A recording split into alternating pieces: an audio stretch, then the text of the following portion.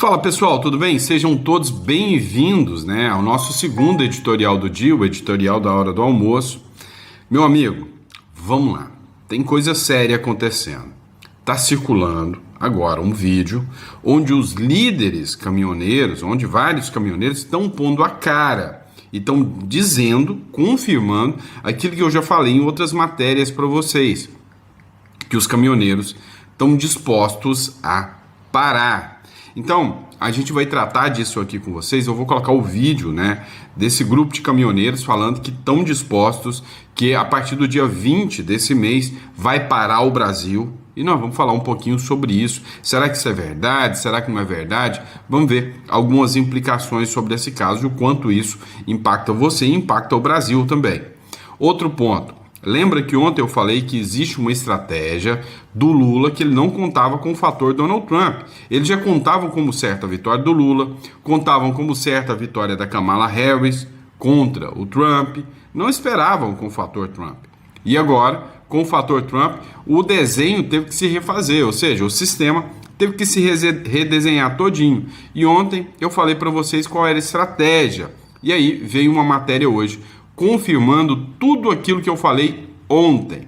Dá uma olhada no que eu vou trazer aqui para vocês. Então, antes de mais nada, não se esqueça de se inscrever no canal, curtir, compartilhar, isso ajuda bastante.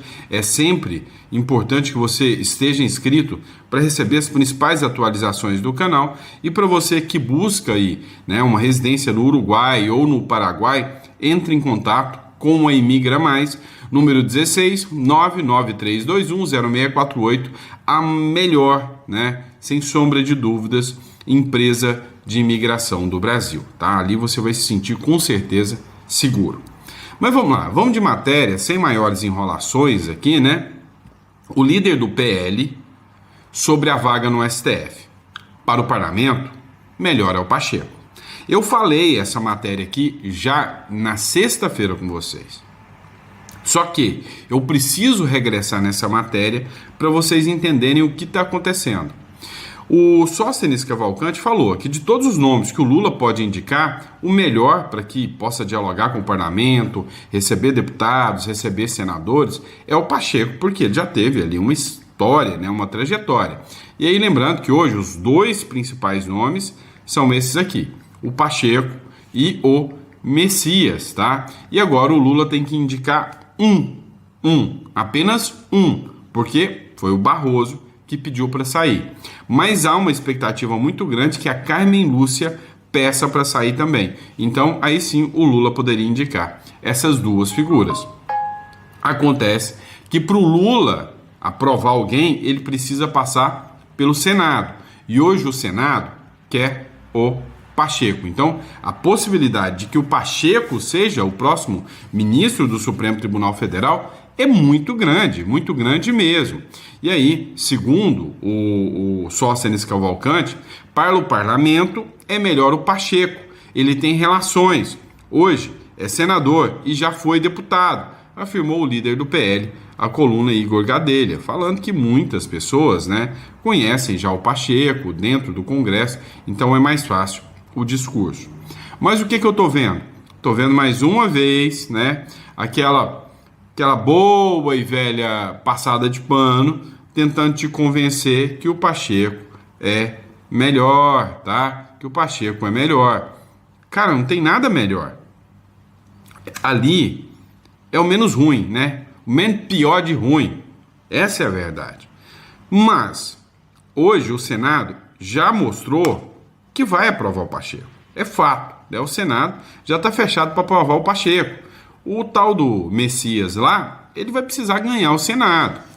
Olha só, em campanha para o STF, o Pacheco faz aceno a bolsonarista. Ou seja, o Pacheco agora, depois de ter segurado impeachment, depois de ter falado mal, depois de ter falado que está 100% fechado com o Lula, depois de ter criticado a direita, agora ele quer dar um abracinho no Sóstenes Cavalcante e vai querer que a direita o apoie.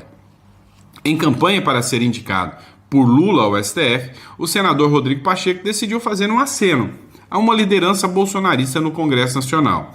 Nos últimos dias, Pacheco enviou uma mensagem para o líder do PL na Câmara dos Deputados, Sóstenes Cavalcante, agradecendo pelos gestos públicos de apoio na disputa. Então, hoje, né, há aqui já uma expectativa de que o PL, né, a oposição, vai estar fechando o apoio com o Pacheco. Então, cara, a chance de ser o Pacheco, né, é enorme. Vamos lá. Com o Senado governista, acho improvável que a oposição consiga segurar a indicação até antes das eleições. Não vai, tá? Isso aqui é o Victor von Serran. Ele disse que não vai conseguir segurar e não vai. O Lula vai indicar alguém logo. E aí, o que pode acontecer é que se o Lula desrespeitar o Davi Alcolumbre, que é o presidente do Senado, e não indicar o Rodrigo Pacheco, aí sim o Alcolumbre seguraria. Então, nós podemos torcer para esse cenário, que o Lula indique o Jorge Messias, ou outro nome, e o Davi Alcolumbre segure por pirraça, né? Porque não indicou o seu nome. É a única esperança. Favreto foi jogado para que Messias seja mais palatável. Alcolumbre trabalhará para que Pacheco seja indicado. A Carmen Lúcia pode sair, mas duvido que o Gilmar Mendes largue o osso, né? Hoje, a especulação é que a Carmen Lúcia pode, já nos próximos meses, largar o cargo. E aí, o Lula poderia indicar mais um, né? Mais um. E aí, o acordo poderia ser o seguinte, do Lula: olha, qual o nome de vocês? É o Pacheco? Eu vou indicar o Pacheco, vocês aprovam. Mas, em condicionante, em troca, o próximo eu vou indicar o Jorge Messias e vocês aprovam. Com isso, o Lula vai ganhando maioria. Então, a estratégia do Lula, né, e pode ser que exista, né, grandes acordos acontecendo entre STF e governo, no sentido de que, né, faça uma mudança drástica já agora, né, no começo, para que no próximo mandato, na próxima gestão, ninguém possa indicar ministro do STF. Nisso, com o Congresso conquistado em 2026, um projeto deve ser construído para que somente juízes de carreira sejam indicados com um mandato de 8 anos em todas as instâncias. É o que pode acontecer, mas não é o melhor. Eu sou contrário, né? Juízes de carreira só? Não. Juízes de carreiras eleitos e não indicados. Tem que, olha, tem uma lista aqui de juízes de carreira que querem concorrer. E aí, né, o povo escolhe. Juízes, advogados também, mas com voto, né, para os ministros com mandato de 8 anos. Isso traria revisão para indicados anteriores e consertaria parte do estrago. Eu duvido muito que o interesse deles seja consertar o estrago. Ontem, o Lula recebeu o Barroso, que é o ex-ministro do STF e ex-presidente do STF. Lula recebe ministro do STF no Alvorada e discute sucessor do Barroso, né? Ontem o Lula teve reuniões ali onde ele recebeu os ministros, recebeu o Barroso, e aí a discussão era já nomear, né, quem será o próximo. Mas olha isso aqui: estratégia anti-Magnitsky pode bloquear o STF para a direita por 2 décadas, ou seja, por 2 décadas o STF ficará totalmente de esquerda, né? Esquerda. Enfim, há muito mais tempo, né, o STF está totalmente de esquerda. Na gestão Bolsonaro, ele conseguiu nomear 2 figuras. Uma, o André Mendonça, esse, o único conservador da corte, e o Cássio Nunes, o que foi uma bola fora sem tamanho por parte do Bolsonaro. Mas o Senado não aprovava? Cara, aprovava, né? Aprovava. Fizesse como Lula. Não, vocês não vão aprovar, eu travo as emendas. Fizesse como Lula. Não, mas aí tem as 4 linhas da Constituição. Pois é. Deixa eu contar um trem para vocês. O Lula não olha 4 linhas da Constituição, não, tá? E é por isso que, olha aí, a fotinha das figuras aí. Todas pensando no Lula, né? Com um coraçãozinho. e odiando o Bolsonaro. A estratégia anti-Magnitsky pode bloquear o STF para a direita por 2 décadas. Foi o que eu falei ontem para vocês no último editorial. A estratégia anti-Magnitsky pode bloquear o STF para a direita por 2 décadas. A condenação de ministros entregando cadeiras a Lula através de saídas antecipadas transforma a pressão de Trump em vitória estratégica petista de longo prazo. Barroso saiu com 8 anos pela frente ainda, ou seja, ele abriu mão de 8 anos de casa. Saiu, falou, Lula, pode colocar quem você quiser agora. Só que o Lula vai colocar um novinho, vai pegar um novinho, vai colocar lá, que o cara vai ficar mais de 20 anos lá dentro. Carmen Lúcia cogita antecipar em 4 anos, ou seja, a Carmen Lúcia só daqui 4 anos, seria em 2027. Ela está pensando em já fazer isso agora, falar, não, quer saber? Já vou sair agora. Lula, ó, você vai me dar um cargo aí de embaixadora de sei lá o quê, e não sei mais o quê. Você pode indicar mais um ministro do STF. Cara, é um jogo perfeito. Não estou falando que eles vão fazer isso. Estou dando estratégias, tá? É um jogo perfeito. É um jogo perfeito. E aí tem, né, o Gilmar Mendes também, né? O Gilmar Mendes, ele não está considerando deixar antes de 2030, não, que é o prazo dele, tá? Porém, entretanto, todavia, contudo, pode ser que devido aos riscos da lei Magnitsky, ele tope, né, entregar o cargo aí para o Lula, né? Prioridade, a idade, quanto mais novo, melhor, como Zanin e Dino, que ficam até 2050 e 2044. Garante o controle independente de eleições futuras. Pois é. Vocês entenderam que eles estão fazendo o jogo todinho. Quando o Olavo de Carvalho falava, tá, que o problema, quando a esquerda entra no poder, ela não larga mais o osso. A esquerda, ela é muito mais coordenada, estruturada, organizada do que a direita. A direita briga entre si. A esquerda tem, né, sempre ela tem sempre um líder, né? Ou seja, tem sempre ali um mártir, uma figura, o entorno de uma figura que a direita, que a esquerda respeita, né? O Ciro Gomes, por exemplo, mesmo deixando muito claro que nunca foi tão fã do Lula, sempre acatou e respeitou tudo que o Lula fez. Por que disso? Porque a esquerda, ela é coordenada, ela sabe que tem uma liderança. E a direita hoje não tem isso. A direita briga. Olha o que quem se diz de direita diz do Bolsonaro aí, por exemplo, essa turminha do MBL, né? Então, a direita é muito, mas muito diferente.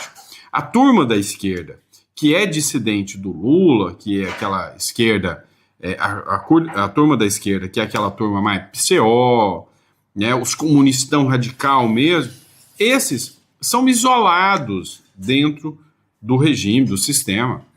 Hoje, quem está lá mesmo são os que falam bem do Lula, é aquela mídiazinha que fala bem do Lula, que fala bem do governo, os moderados, né, na opinião deles, são estes que estão ali fechados 100% com o Lula, que consegue, né, ser visto. Mas eles não contavam com o Trump. Souberam pegar o Trump, que era uma laranja, né, um limão laranja, e fizeram uma limonada. Porque o Lula cresceu a popularidade com as tarifas do Trump. Agora, com a pressão do Trump da lei Magnitsky, o Lula está trocando os ministros do STF e pode colocar os seus para mais 20, 30 anos. Então, eles são muito estrategistas e todos estão pensando no bem comum do Lula. O Lula no poder, todo mundo está junto. Com o Bolsonaro no poder, o centrão está querendo eliminar ele. Ou seja, a direita não tem uma liderança igual à esquerda e isso é um problema, tá? A direita, né, traiu o Bolsonaro, de certa forma. O Bolsonaro, né, não teve o apoio que precisava, teve dissidência logo, e aí, né, o resultado é esse. Agora, tem uma outra coisa que eles não contam também, um outro poder aqui no Brasil, o quarto poder, chamado poder dos caminhoneiros, né, tá circulando com mais força a discussão de que os caminhoneiros vão parar. Está discutindo cada vez mais a hipótese, né, da paralisação geral através dos caminhoneiros. Dá uma olhada, né, nesse vídeo aqui que eu trouxe para vocês. Vamos estar fazendo uma paralisação a partir do dia 20 de outubro agora de 2025. Para os amigos se prepararem, quer dizer, a pessoa ir ao supermercado fazer a sua compra, porque nós não sabemos quanto tempo irá durar esse movimento. O agro, juntamente com os caminhoneiros. Meus amigos caminhoneiros, nós do agronegócio, estamos juntos a partir do dia 20 de outubro. Vamos parar, pois se nós não lutarmos no presente, não teremos futuro lá na frente. Nós, caminhoneiros, já estamos ansiosos, aguardando por vocês. É a oportunidade única de resgatar essa pátria e a nossa liberdade. Até 20 de outubro, se Deus quiser. A partir do dia 20 de outubro agora, vamos paralisar esse país, a gente dar um basta nessa situação, nessa roubalheira, colocar esses bandidos todos na cadeia, pessoal. Pois é, esse vídeo está circulando muito na internet, tá? Qual que é a minha opinião? Minha opinião é, não sabemos se isso é real ou se isso é um movimento que não vai ganhar força, que não vai ter expectativa, né, de ganhar força, de crescimento, né, no médio prazo aí, né, no curto prazo, que é até dia 20, daqui 5 dias. Então não sabemos. Mas a orientação que eu dou para vocês, tá? Porque muita gente foi pego de surpresa lá em 2016, tá? A orientação que eu dou para vocês é: tem mais de um carro? Enche o tanque de todos. Enche o tanque de todos, tá? Essa é a minha primeira orientação. A segunda orientação que eu deixo para vocês é: façam compras, produtos não perecíveis, deixem estocado nas suas casas. Porque da outra vez, a paralisação dos caminhoneiros durou um bom tempo, né? O pessoal teve que andar a pé, ficou sem veículo, impactou a economia, tá? Então, né, não sabemos se isso é real ou não é real. Sei que o vídeo está começando a circular cada vez mais vídeos, mais conteúdos, sugerindo que o dia 20 de outubro agora haverá paralisação, tá bom? Vamos lá, pessoal, dando continuidade aqui. Ontem, né, o Trump deu declarações fortes contra o Hamas. O Hamas está se mostrando, né, terrorista, como sempre, né, e está mostrando que não vai querer obedecer 100% às regras do acordo de paz firmado com Israel. E com isso, o Donald Trump deixou um recado bem claro: se o Hamas não se desarmar, nós vamos desarmá-los. Ou seja, se o Hamas continuar com esse discurso dele, né, de querer atacar os cidadãos, ontem passou a circular, né, um vídeo, e eu não quis colocar aqui para vocês, porque é muito radical, né, de pessoas sendo executadas na praça pelo Hamas com tiros na cabeça, em praça pública, pelo grupo Hamas. E o Hamas violou o acordo de entrega de corpo falso. Então, o Hamas está dando todo o discurso para o Trump e o Netanyahu chegar e limpar Gaza, né? Limpar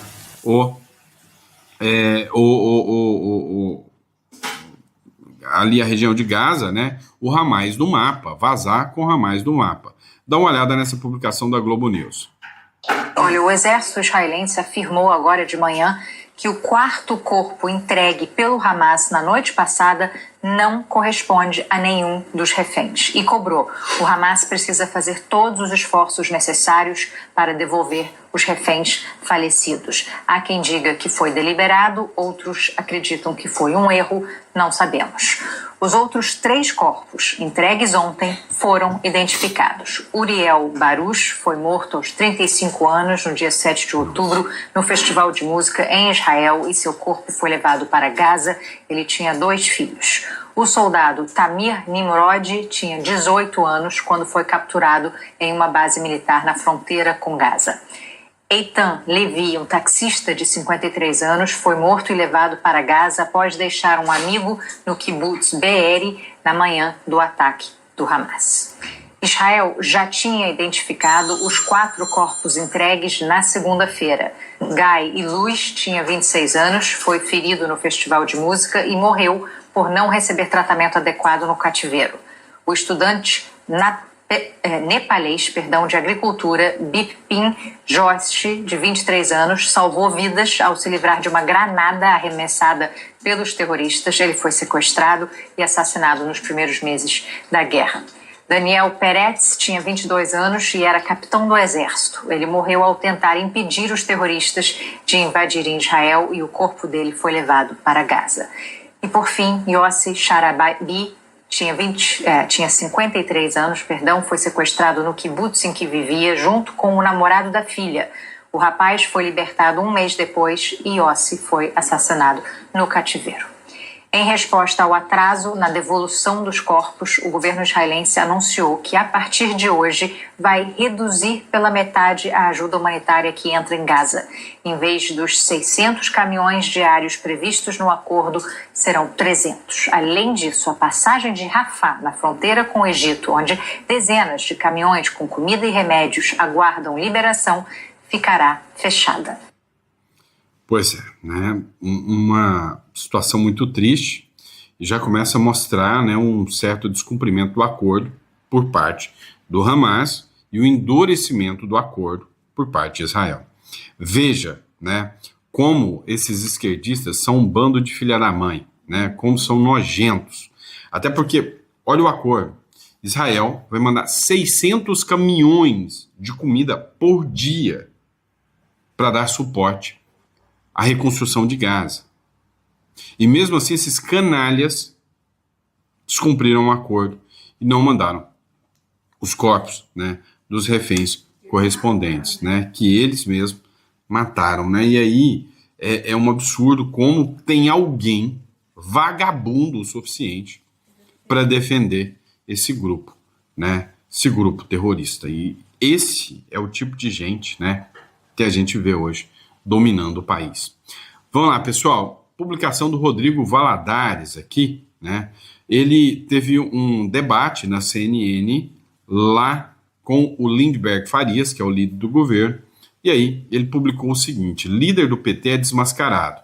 Petistas queriam taxar os pobres com a desculpa de que era para os bilionários doadores do PT.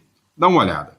A pessoa decide votar contra o governo, vota contra essa medida provisória, que era fundamental para taxar bilionários no país, para prejudicar o orçamento, para tentar tirar dinheiro do governo. Grave e perigoso que isso é a gente entrar nesse discurso, o discurso que a cartilha que o Sidônio mandou dizendo que estava taxando banco e bilionário. Na verdade, os bancos foram esquecidos nesse projeto. A gente sabe das ligações que o PT tem com os grandes bancos em nosso país, Itaú, Bradesco, que eles queriam taxar mesmo, meus amigos. É o banco digital. O Nubank, o Banco Inter, esses bancos que foram responsáveis pela bancarização do nosso povo. 89% da população C, D e E tem conta nesses bancos. E era esse pequeno correntista com mais de R$100 que eles queriam taxar. É um programa que tira o dinheiro do seu bolso para dar para o governo.